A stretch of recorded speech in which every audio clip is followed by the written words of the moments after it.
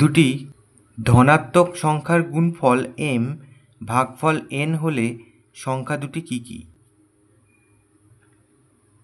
তাহলে এখানে আমরা মনে করি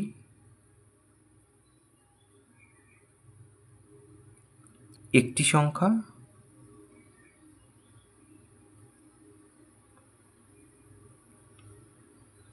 x, তাহলে গুণফলকে যদি একটি সংখ্যা দিয়ে ভাগ করি তাহলে অপর সংখ্যা পাওয়া যাবে।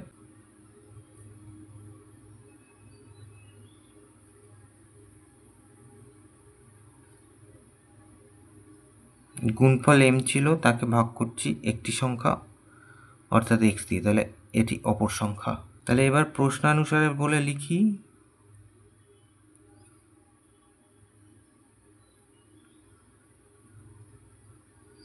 এই যে x, তাকে যদি আর একটা সংখ্যা দিয়ে আমি ভাগ করি তাহলে ভাগফল পাওয়া যাবে, সেটাই বলে দেওয়া আছে n। তাহলে এটা সমান সমান n। তাহলে বা এক্সকে রেখে এটা উল্টে দিলাম, সমান সমান n বা এক্স স্কোয়ার বাই m সমান সমান n।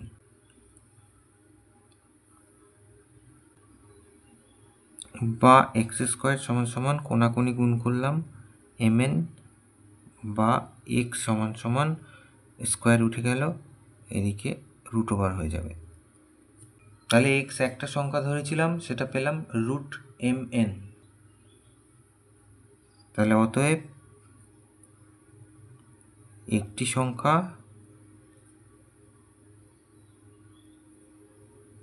√mn, অতএব অপর সংখ্যা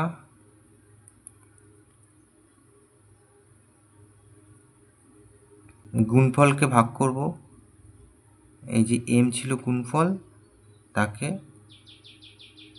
একটি সংখ্যা দিয়ে ভাগ করব।